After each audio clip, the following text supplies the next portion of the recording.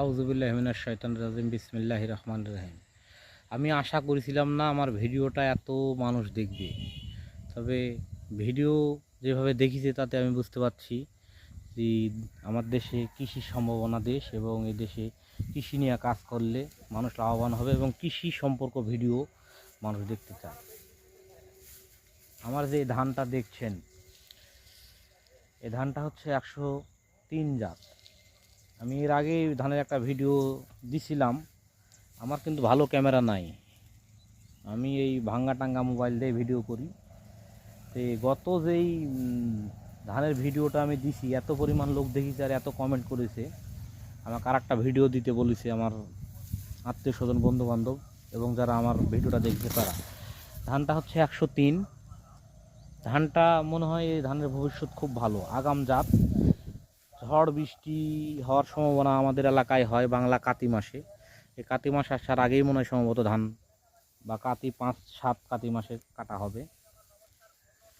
ধানটা এত ভালো হয়েছে যা বলে বোঝাতে পারবো না। আপনার 103 জাতের ধান যদি লাগান তাহলে রোগ ব্যাধিও কম হবে, ধানটাও ভালো পাবেন এবং আগাম হওয়ার কারণে খ্যাড়ের যেই পশুখাদ্য, খ্যাড়ের চাহিদা মিটবে।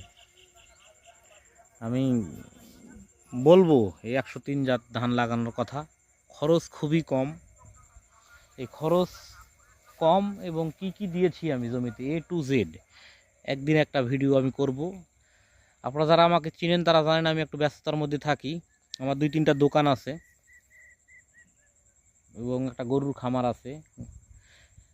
আমি ভ্রাম্যমাণ পশু চিকিৎসক এবং ভ্রাম্যমাণ ট্রেনার, আমার উপজেলায় ভ্রাম্যমাণ ট্রেনিং করায় থাকি গবাদি পশু এবং পাখির। দেখেন ধানটা কত ভালো হয়েছে।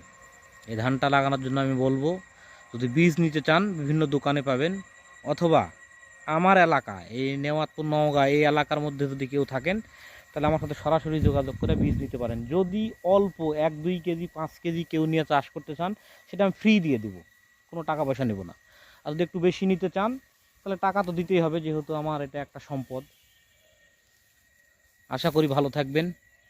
এই ধান সম্পর্কে কমেন্ট করবেন যদি কোনো কিছু জানার ইচ্ছা থাকে। আমি কিন্তু প্রথমে লাগাতে চাইছিলাম না ধানটা, আমার এখানকার সহকারী শাইন ভাইয়ের কথায় আমি ধানটা লাগাইছি।